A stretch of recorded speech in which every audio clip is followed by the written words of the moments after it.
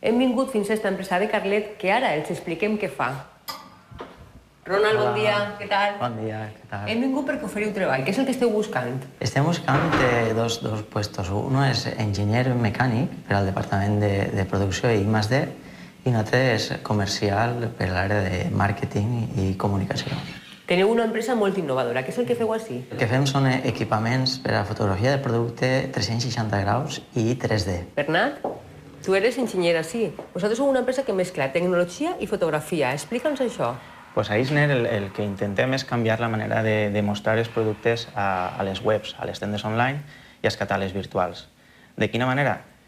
Crear arxius de 360 graus. Un exemple de 360 graus seria aquest, on dos models de sabates es veurien per qualsevol angle, i un exemple de 3D seria aquest, on la moto la podríem veure per qualsevol angle, inclús per dalt. Porteu molt de temps al mercat? És una empresa jove però innovadora, i pensem que podem canviar la manera de mostrar productes a través d'internet.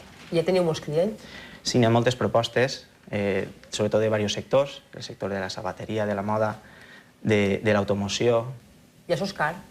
Partim d'un preu de 3.300 euros per a la plataforma més xicoteta, que seria la necessària per al món dels complements.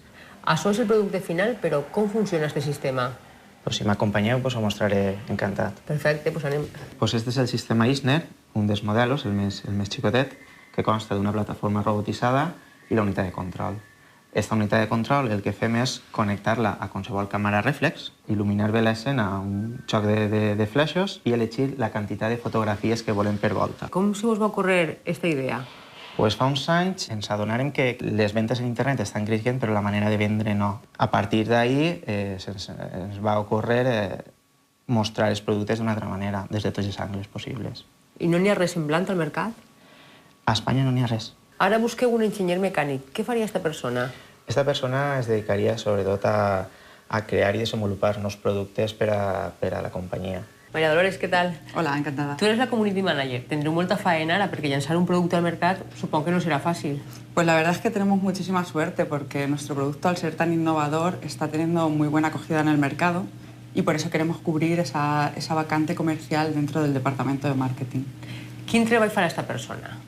Pues esta persona se tiene que ocupar sobre todo de acciones comerciales, seguimiento comercial, gestión de base de datos de clientes actuales, apertura de nuevos mercados. ¿Esta persona haurà de viatjar? Tenemos solicitudes de países pues, como Chile, Inglaterra, México. Ronald, què es demaneu a les persones que venen a treballar així? Es demanem el lloc d'enginyer, experiència en departaments de I+D, en processos de producció i sigui una persona creativa. Parlem ara de les condicions de treball que tindran les persones que treballen així. L'enginyer seria per incorporar-se en plantilla, un contracte indefinit. L'únic és que tindria uns mesos de prova i tindria un sou entre uns 1.200 i 1.600 euros a convenir. I el comercial també entraria en plantilla, en un horari complet i un sou a convenir segons els requisits que tinguera. Recordem ara aquesta oferta de treball. Busquem un enginyer mecànic i un comercial per a una empresa de Carlet. Desocupa't, continuem buscant ofertes de treball.